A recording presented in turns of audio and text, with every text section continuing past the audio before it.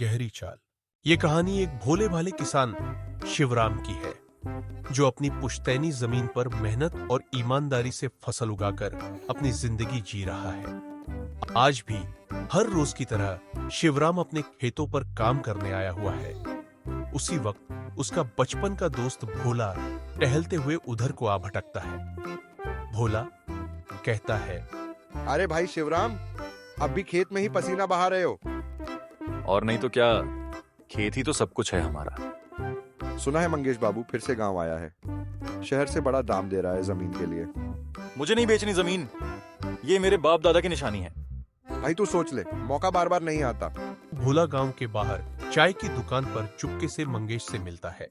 मंगेश भोला से पूछता है, क्यों भैया, बात बनी कि नहीं? भोला कहता है, थोड़ा सीधा है, पर कागज पर दस्तखत करवा लूंगा। कह दूंगा बीज का लोन है। मंगेश मुस्कुराकर कहता है, तय है, फिर तेरा हिस्सा तैयार रहेगा। भोला भी थोड़ा सोचकर कहता है। बस धोखे का ये खेल थोड़ा समझदारी से खेलना होगा। खाना खाने के बाद शिवराम अपनी पत्नी से कहता है, लता, इतनी परेशान क्यों हो? बताओ क्या बात है? लता चिंता जाहिर करते हुए कहती है, आजकल भोलाराम कुछ ज्यादा ही नजदीक आ गया है। कुछ ठीक नहीं लग रहा। अरे वो तो बस एक बचपन का दोस्त है, चिंता मत करो। दिल कहता है कि कोई चाल बुनी जा रही। कुछ दिनों बाद भोला शिवराम को सरकार की नई फसल योजना बीज के लोन के बारे में बताता है। फिर कहता है, कल सुबह हम पंचायत कार्यालय में मिलेंगे, वादा रहा। आओ शिवराम, मैंने लोन के सारे डिटेल्स भर दिए हैं। सिर्फ तुम्हें टेबल पर रख के लोन के पेपर पर गारंटी की साइन करना है। ठीक है, तू साथ है तो भरोसा करता हूँ।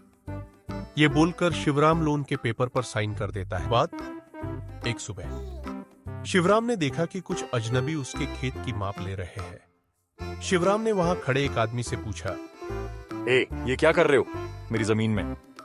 अजनबी आदमी बताता है, ये अब मंगेश बाबू की जमीन है, कागज हमारे पास है। क्या? ये मेरे साथ एक धोखा हुआ है। यह बोलकर शिवराम रोने लगता है। आज पंचायत के सामने सच और झूठ का फैसला होना था। मुखिया ने सारे दस्तावेजों की जांच पड़ताल कर ली। फिर भोलाराम को देखकर मुखिया ने ऊंची आवाज में कहा, कागज जाली है। भोलाराम ने अपने दोस्त के साथ गद्दारी की। मंगेश हाथ जोड़कर कहता है, माफ कर दो, लालच में आ गया था। शिवराम लता से कहता है।